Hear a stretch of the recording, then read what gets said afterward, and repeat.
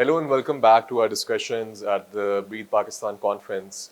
We've just had a discussion on urbanizing and the need for integrating climate and data into urban planning. With me is Dr. Umar Sood, who is the CEO of Urban Unit of the Punjab government. Um, Omar Saab, we have this constant argument with various state civil society groups and the government that enough is not being done. But now we also hear that since last year at least, there's gigabytes of data, terabytes of data coming to the government from various monitoring, be it lidars, be it air quality sensors, be it your drones. What is the use of data currently at the government level, and how do you see it evolving in policy making? Okay, thank you, Dawar, for this question. First of all, the use of data is also linked to the different technologies which are actually used in collecting this data. So the first big advantage for the government is that the government has started using these technologies which it previously was not. And because when we talk about the government, we are talking about a scale which is much larger than any scale which is possible through the private sector in Pakistan. Because the government's footprint in using technology when it uses is a very large one. So the opportunity of gathering large scale data or data in greater quantity is much greater if the government is using these technologies to collect data. So you're right, terabytes and gigabytes of data are going to come in the future.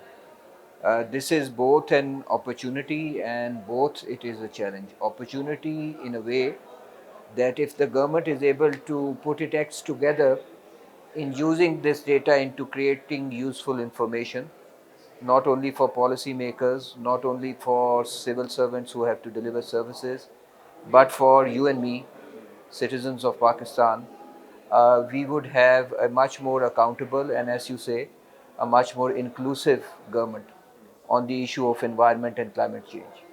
Because I believe that without inclusivity, issues of environment and climate change in a populous and a diverse country like Pakistan cannot be addressed. They have to be addressed across all strata of society. It is not a middle income issue, it is not a high income issue, it is not a low income issue.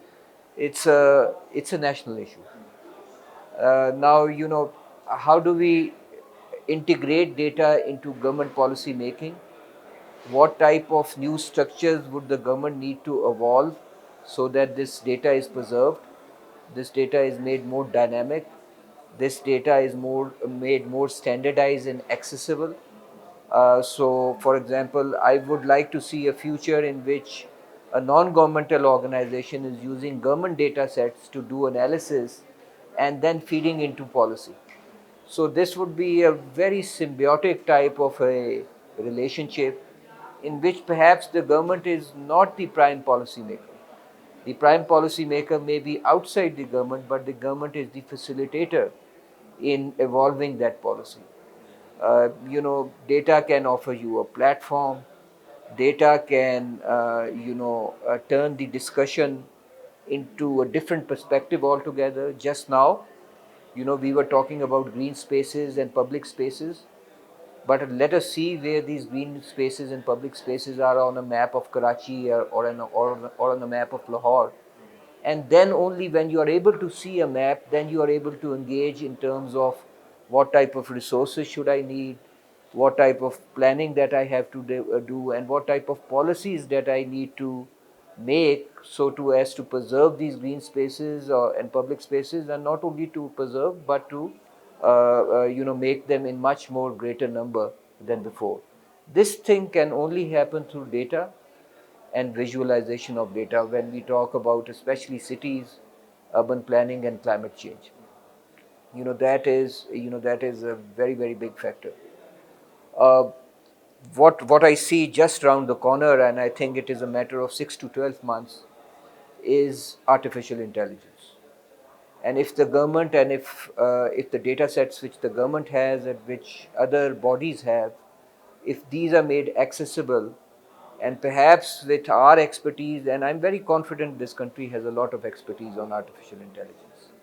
Using artificial intelligence would simply make us more efficient in trying to tackle issues like climate change, which are not stopping, in the sense they are not waiting for anyone. So we need to have these technologies which can give us solutions very, very quickly. And AI is one technology which at least I'm betting on that it would be very, very helpful in the issues of climate change and environment. Thank you, Musab. That was a very comprehensive answer. Stay tuned for more conversations.